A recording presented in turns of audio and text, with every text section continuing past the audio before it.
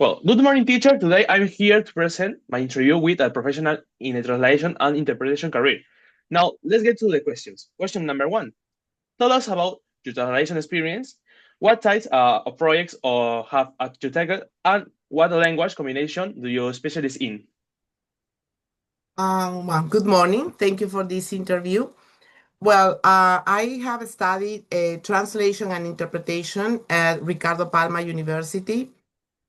I would say, well, I finished my career in 1993. And the experience that I have as translator, it was most of the time when I was in Lima. Currently, I live in Massachusetts, in US. And I started working as a translation in a company which, yeah, they used to import sound equipments. And I started doing all the translation about the manuals, the brochures about the sound equipment that we used to sell. About the projects, I remember when I did my the the exam in order to get my a bachelor degree. Is it was doing a project from the translation from a psychologist dictionary into a Spanish language. My experience is more like direct translation, so from English to Spanish. I didn't have too much experience with the indirect translation, which is Spanish to English. And the language that I specialized while I was at the university, it was English and French. But nowadays, since I live in this part of of the world, my experience is more as an interpreter. So I work as a medical interpreter in a hospital, local hospital, in the place where I live in. And that's my specialization, of course, English at this time, and doing more interpretation than translation. Translation, it was at the first time my first, I would say my first skill. I didn't lose my skills, don't get me wrong, but it's more I dedicated to interpretation, which is oral rendition. And I'm still doing some translation, but professionally, I am working currently as a medical interpreter. And I have I would say it's considered like a master. Is I have my credentials as a medical interpreter because that's the only way that you can get a job in this country, having your credentials and your certification and the national board certification. So basically, that's my current experience. More is about interpretation. Question number two. How do you ensure terminology, accuracy, and consistent your declarations, especially on large or long-term projects? Well, the thing is, I always have to keep updated with the terminology and with the language because language varies a lot. So it changes every day. Since I am more involved in medical field, the way that I ensure accuracy is just learning the new terms. For example, my strategy is to attend webinars.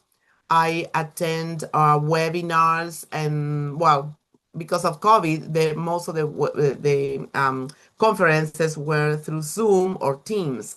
So what I do is at least like a 3 or maybe 3 to 6 times a day attending webinars. Nowadays there are in-person conferences, but it's something that I have to learn every day the new medical terminology because that's my focusing at this moment. So the other thing that I use is other resources. Never trust in Google Translation. Google Translate or Google Translation is the worst because they don't know if you are going to ask if you want to do a translation for using Google, you will never get to the real or to the actual translation. So I never use Google. What I use is Lingui, Lingui.com and Broz.com. ProZ.com is an online resource that is formed by several translators, professional translators, that they propose the specific translation in Spanish for a specific term. So that is why I try to keep my accuracy and consistency, practicing, and also it's a very maybe simple thing to do is when you watch the news. Of course, I watch the news here in in North American news, and I try to keep my accuracy interpreting in my mind the news. So it's what I try to do. Okay. Well, question number three. Translation is not just about replacing words. How do you handle cultural difference and nuances when translating to ensure that the message resonates with a target audience? hmm Well, is that's very true. Yeah, you said that we don't replace words or we don't translate or interpret word by word. No, we interpret, we translate meanings. So the thing is, for example, if I'm working on that translation for a specific Spanish group of people, the fact that we speak the same language, let's say Peruvians or Argentinians or people from Dominican Republic. I work more with the Dominican Republic community in the hospital where I work. So if you pick your the people who are going to read your translation, you have to focus in the standard level of language for that group of people. So what I'm trying to say is, for example, if I have to translate, let's say, I'm going to give an example about medical field. So, for example, I'm working on a translation for maternity and how to ensure the safe sleep in babies. So, for example, if I say a word, oh, the baby has to sleep always on her back, so if I translate that into the Spanish, I have to see who is going to read my translation. Because if I use a specific term that we always say in Peru, for example, ¿no? Tu bebé tiene que dormir boca arriba. So if I use that term, maybe my Dominican patients or people who are going to read my translation won't understand that expression. So I have to change that expression to the normal standard of register for that group of the community. So I have to say, for example, okay, el bebé tiene que dormir sobre su espalda. So I have to change or to modulate, not to change the meaning. Don't get me wrong. I'm not changing the meaning. I'm changing I am modulating. I modulate the Spanish version of the English, of the original, who is English. In that way, after I finish my translation, I try to read before publishing the translation. I have to read or I have a person, I have one of my co-workers, for example, he's from Dominican Republic, and I will ask her, please read this in Spanish. How does it sound to you? And she will proofread my translation. So always when you work on a translation, first of all, you have to find out what is the meaning in the original text, not the word by word, but the meaning. And then you have your draft, your first translation, and then try to talk in your Spanish version with the community who is going to read your translation. So I use one of my friends or my coworkers say, please, can you read this for me in Spanish? And she maybe will notice like a couple of things like, what do you mean when you say this? Oh, no, in Dominican Republic, we say in this way. So another example to give you is, for example, the part of the leg, the back of the leg, what in Peru we say canilla, or pantorrilla, okay, for calf. My Dominican Republic community, they use a word that it means camote in Peru. So that means sweet potato because they know that, but I don't know. So they use the word batata. And for me in Lima, I was born in Lima and grew up in Lima. So for me, batata means sweet potato. So it's a vegetable. So the thing is that every time that you work on translation, you have someone from the community, you are going to publish the translation to read it first to see if there is any difference. Okay. Question number four. These web computer asset translation tools. Do you ask and who do you they'll help you in your workflow? Well, as I said, I said that in my other question that I use always. I rely on this proz.com because it's a group of translators that they propose the actual term and the correct term or the closer term to the original. Basically, I know there are computer-based systems for translators. The only thing, to be honest, since my main job is interpretation, what I use when I had to work in translation is the spell grammar because most of the time I use the Word format. So spell grammar, sometimes I have to use PowerPoint. It depends on the pattern or the format that they want the translation to be done. But to be honest, I don't have like a specific a help or assistance from the computer. Just whatever I have in my in my Word, in my program, whatever I have set up in my computer. But I know there are like a couple of very good online resources that they can help you, for example, to establish the 25 lines in a A4 size of paper. So always it will be like that. And if you can buy those type of programs, and you can install in your computer, in your PC. But well, currently, since I'm not working too much in translation, it's more interpretation. I use basically grammar spell and other resources just to find the term. So like proz.com, which is the best. Okay. In question number five, there's a describe a significant challenge you have faced in a translation project and who you solved it. Okay. So, well, I remember when I was working in translation, there was a manual. A manual for the engineerings and yeah, for that people who were assembling. They were assembling sound equipment. So they bought. I remember they bought from I think it was from Florida all the tools or the pieces in order to create to assemble, and that was like a mixer, some type of sound equipment. So when they bought that, they brought the manual or the name of the pieces. That was the most challenging work that I did because I have, first of all, I had to talk to the people who did the manual. So I had to talk to another engineering over the phone. I didn't know to travel. Well, it was far away. At that time, I wasn't able to work overseas. I mean, to travel overseas. So what I remember was it was that every day, and I remember that was many years ago. I mean, in the 90s, we didn't have Zoom, we didn't have Teams, we had just fax machines and just phones. So it was pretty challenging because well, we were trying to talk, okay, what is this piece? So I didn't have the Zoom, like show, oh, this piece. I have to describe the piece over the phone because we didn't have this technology at that time. It was like a more than 20, more than 20, maybe 30 years ago. So it was funny.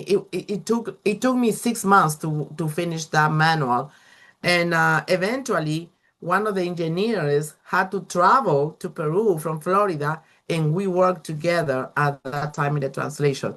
So, the way to solve it is first of all, you have to try to look for the original people who create the manual or the text or the document. And we solve it having a meeting in person. So, don't solve it just guessing, not just saying, oh yeah, I think this might be goes in this part of this equipment. No, because it will be very hard for you, very difficult, and it's not ethical to do this. It's not ethical at all to do this. So I remember that was my main challenge. Yeah, and but eventually we solved it just working side by side with this American engineering and who created that manual. So, but it took me 6 to 8 months to do it. So, well, we solved it. But you have to look all your references. Yeah. So never give up. And if you cannot do it, just say, refrain to do it and say, no, I'm sorry, this is go beyond my expertise, so I cannot do it.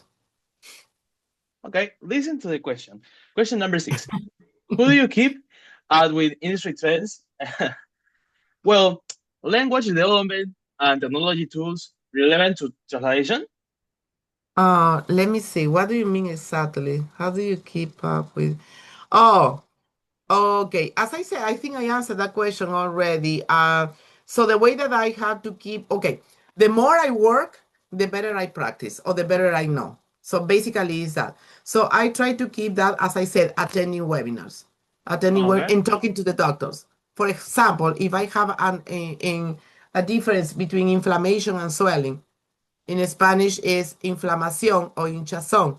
So inflammation and swelling is they are no synonyms or full synonyms. So I had to talk to the doctors.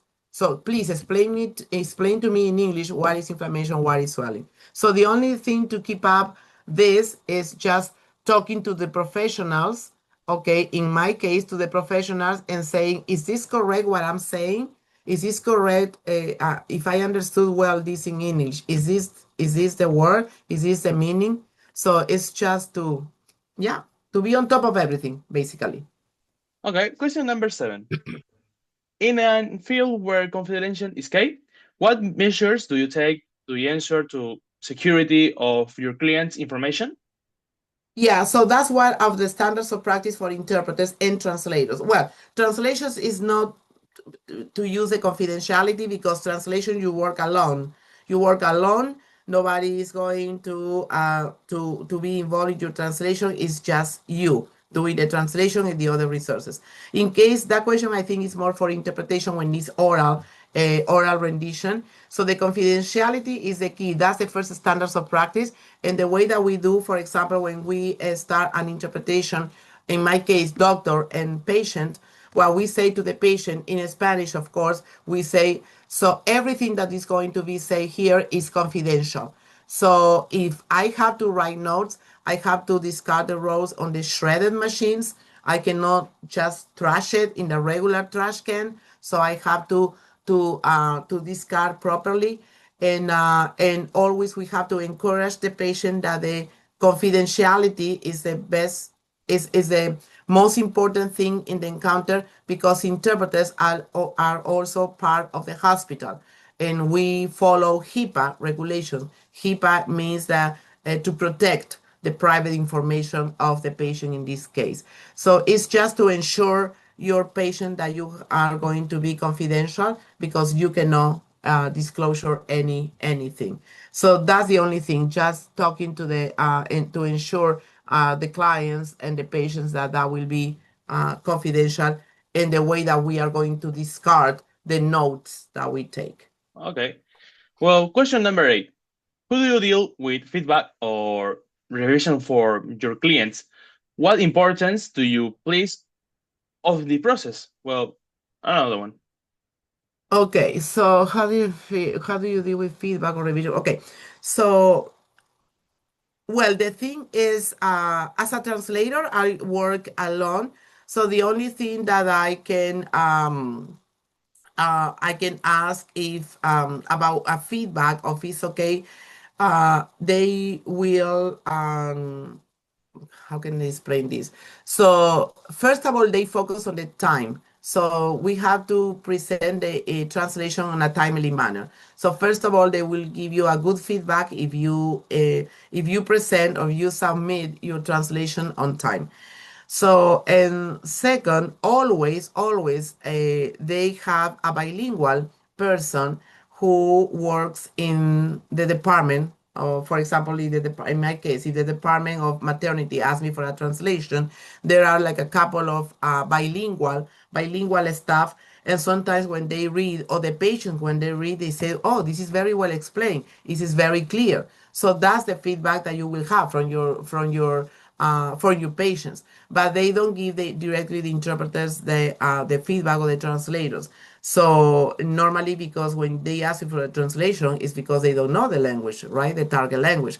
So the only thing is, sometimes I know that they send your translation to another group of people who are very good, proficiency in Spanish, and they will say, "Yeah, yes, this is a very good translation."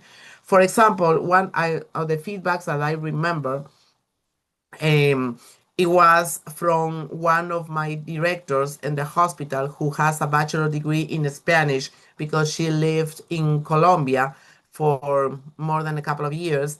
And she always proofread or review my translation. And she always give me the best feedback. The best feedback is just because she said, "I like the way that you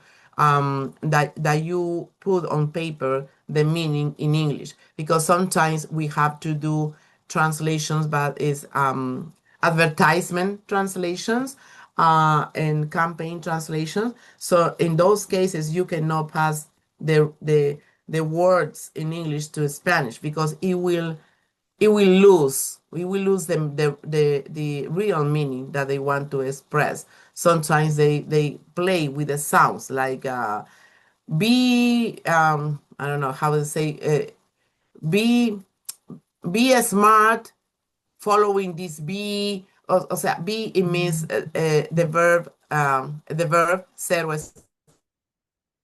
estar, and bee means the insect, la abeja. Entonces, sometimes they play with that sounds, but we cannot play with that sounds in Spanish, right? Because ser y abeja, it doesn't have any rhythm. So, well, the only thing is that the revisions, the people who review or who proofread, is where I receive the feedback in my own case. So, and always it was good so far. Okay, question number 9. Basic accuracy. What do you consider to the very most important thing I deliver a high quality translation that fully safety to the client? Okay.